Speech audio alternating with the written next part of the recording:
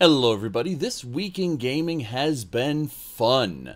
Obviously, I've been catching up on Elder Scrolls Legend Battlespire and Elder Scrolls 1 The Arena, and I will have more gameplay of that up on YouTube shortly, just because if I'm going to do videos talking about it, why not have the source of my experience there too, so people can go back and look at it and see where I came to the conclusions I came to. Kind of a living record, as it were. Next up, for anyone who's interested in Shoddycast and what they're planning to do, I did a discussion with Migrant Thought and Josh Yeba of the Shoddycast. Link will be down below where you can go watch that.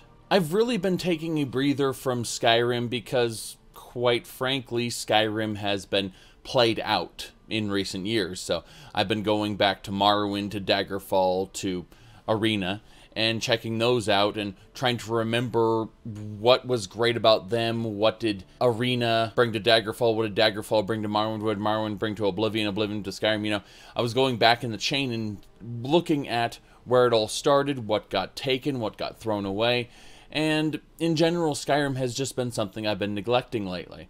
Well, someone brought to my attention that there is a mod available for both the original and the special edition called Skyrim Underground, and I'm going to check that out. It apparently adds some kind of massive mega set of dungeons, the Underground, explaining how the Snow Elves and Dwemer and all these underground societies commingled with the Nords, oblivious to everything going on up top. So for those of you who don't know, I was a huge fan of the Subway Runner mod for Fallout 4, which did very similar things. Unfortunately, it is very unpolished, very generic, very incomplete, but it tried to recapture that Fallout 3 magic, which was all the interconnected subway tunnels. And Subway Runner did that.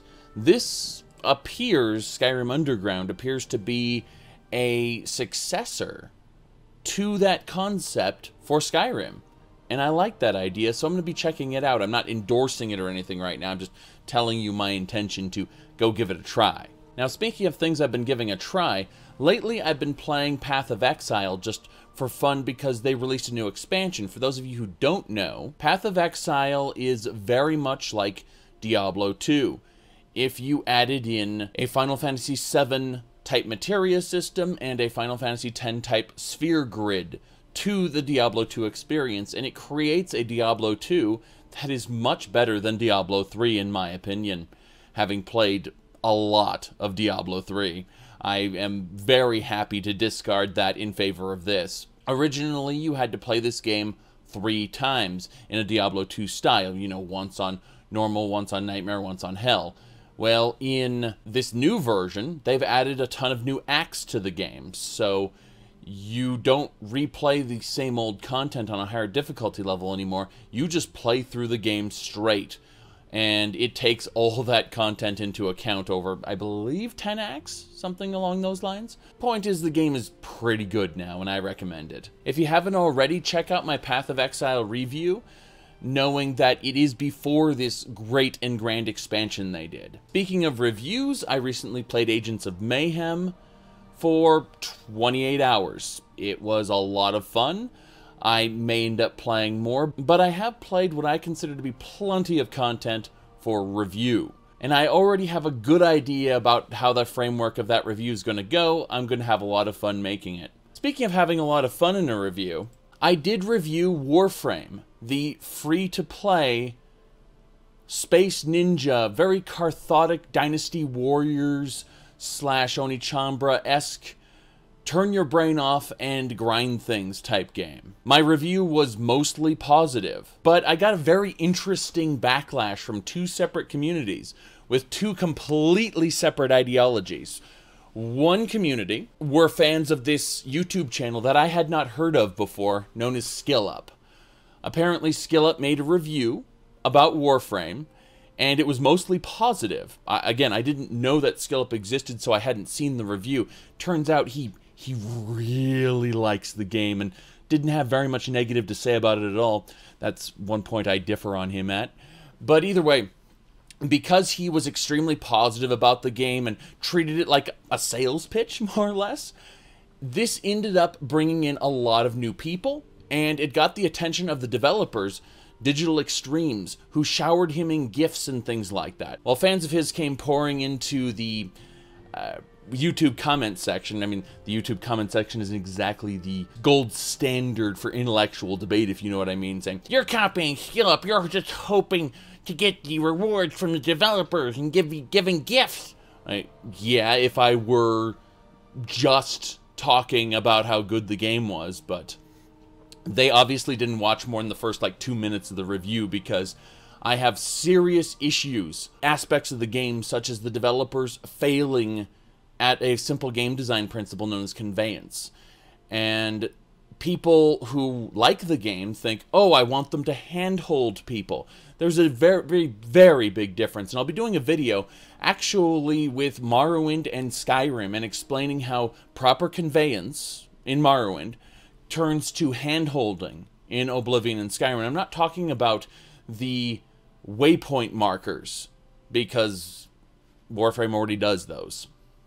I'm talking about something a little more insidious. But my review is overall positive, and fans of Skillup decided, obviously because it was overall positive, I must just be trying to cash in on the Warframe reviews. Even though those of you who've seen my live streams have known that in the past couple months, I've really ramped up my play of Warframe. Let them believe whatever they want to believe. On the other side, however, we've got the dedicated hardcore fans who did not like what I was saying, and they posted so much in response that Google started to automatically flag their responses as spam. I actually had to manually go through and approve their responses because they were so fervent in their defense of the game. Isn't that an interesting contrast there, where you have one group saying, I am just, sucking up to the developers of Warframe, and the other side going, why are you hating on my favorite thing? Well, these are tribal fanboys we're talking about. Tribal fanboys are hilarious in their ability to disregard actual problems and relabel them, oh, those aren't problems at all, you're just thinking about it wrong, you're not being objective. They actually called Skillup's review objective. Can you believe that? Someone who glosses over all the problems is being objective. Someone who points out problems, oh no, those aren't problems at all, you're not just being objective.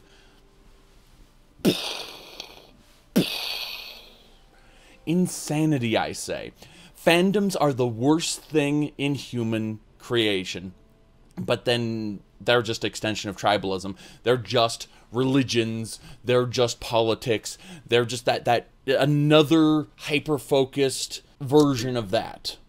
After all, a fan stands for fanatic, and I don't think fanatics are necessarily the best type of people, the most balanced individuals, if you know what I mean. I like Warframe a lot, but I wouldn't call myself a fanatic. So I'm definitely going to delve into this because I find this very interesting, how the Lorebeards and their fanaticism for Elder Scrolls lore ties into the Warframe community and its fanaticism with the game and the community and its disregard of problems that are actually there. The idea that our community is the best ever and we are nice to each other, we are welcoming, we're accepting, and then bile hatred coming out of those same people.